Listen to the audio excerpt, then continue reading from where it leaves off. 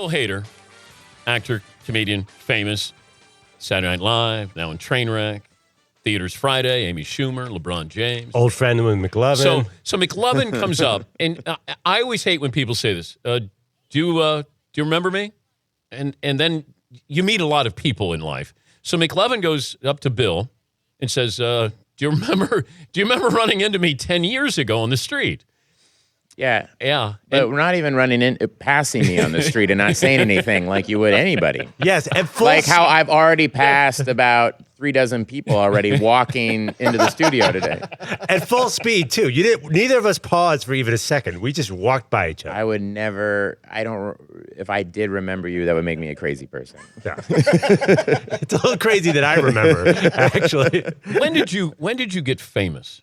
I don't know. Like, was there that moment where you go, this just changed, life changed? Probably. It was very gradual. It wasn't kind of an overnight thing. It was more of I was on Saturday Night Live, and so kind of comedy people would recognize me, and people would go, I know you from something or whatever. And then after Superbad, it kind of went up a notch, and you started doing movies, and then you're on SNL long enough. It just is like it's a longer thing. But right now, just because I'm, there's billboards with This is crazy my now. face all over it. And I just went to the Did you Women's take World a picture? Cup. Did you take a picture No. of the billboard? No, I don't want to take a You picture did of not? the billboard. No. People are sending them to me, I my would. family and friends. But Oh, you've asked people to take no, I never pictures. ask Oh, people. you No, didn't. I Okay, don't okay, ask people okay, like, okay. I can't All right, look okay. like that guy. Could you take a picture, Aunt Margaret, and send it to me?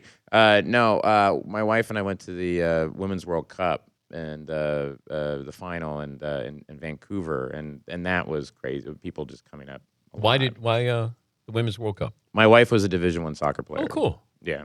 So and I like soccer, or now I like soccer. Well, Andy Samberg's a big soccer guy. isn't he? Yeah, big soccer guy. Yeah. Yeah, and Seth Meyers too. So you guys sit around and talk Premier League? No, Or- oh, you I don't You talk about anything. My wife is like just an amazing athlete, and I'm not I'm not a big sports person, so I don't know how I ended up. Yeah, Does your wife think you're funny? yeah. Thank God. Yeah, Would she be honest with you when you're not? yeah. Oh yeah, yeah, all the time. How tough is that?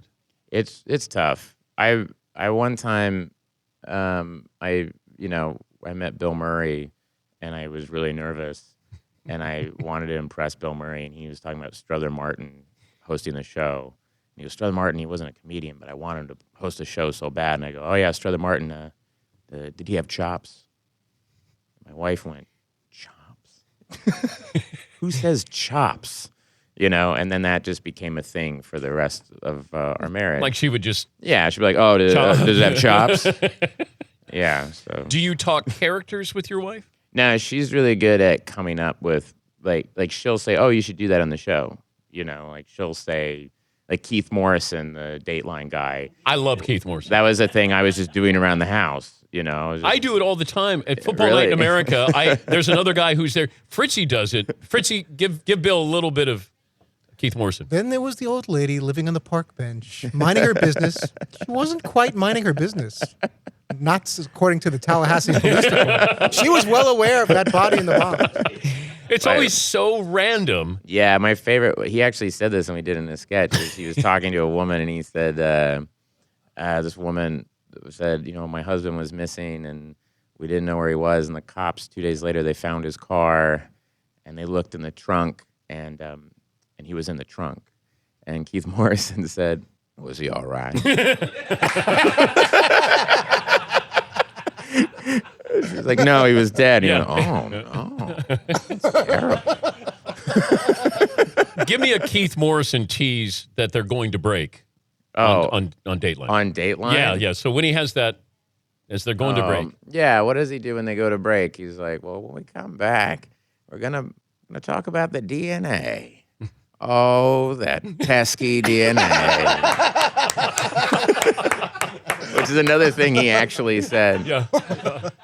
John Mulaney texted me. He's like, Morrison just said that pesky DNA. Still to come, Yeah. there was the dog. Yeah. But his tail wasn't wagging. Yeah. Like it just these. The guy he shot me. Shot you a dirty look. No. He shot me with a gun, and now I can't walk. Oh no, that's terrible. I did it once. Yeah, where it was Keith Morrison showing a house like he was a realtor. He's like, this is a 2-bungalow. This is a 3-bedroom, 2-bath bungalow where nothing could ever go wrong.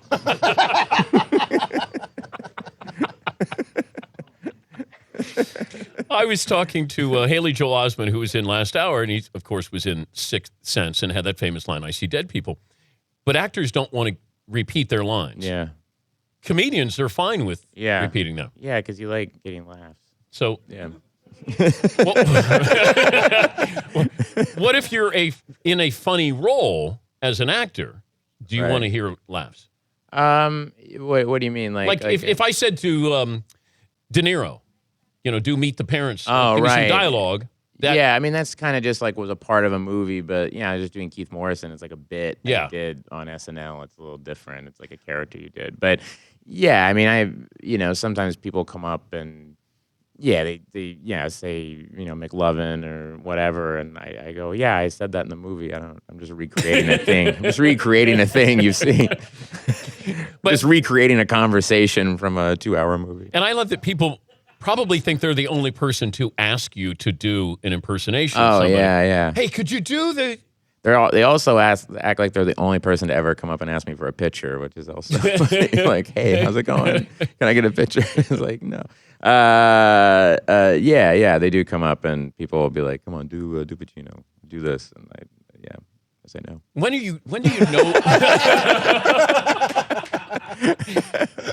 You do say no? You seem like you're too nice. I am nice, but I mean, you're Tulsa nice. yeah, we're people pleasers, so it is like, all right, and then I end up living with them, and I don't want to be rude. He's Bill Hader. By the way, I said this to my guys, that whenever I hear your name, I always hear it this way. Bill Hader. Always. I never hear your Don name Pardo is without hearing Don Pardo say Bill Hader. He was the best. Don Pardo, when you would hear him say your name, that would give me confidence to do the show. You knew you made it. Yeah, you went, wow, I made it. And Don was the best guy ever.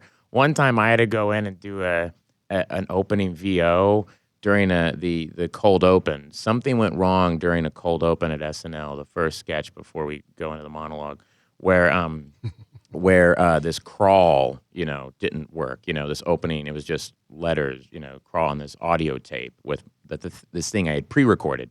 They run up to me 1 minute before air and they go, the tape's not working. You got to go do it live right now.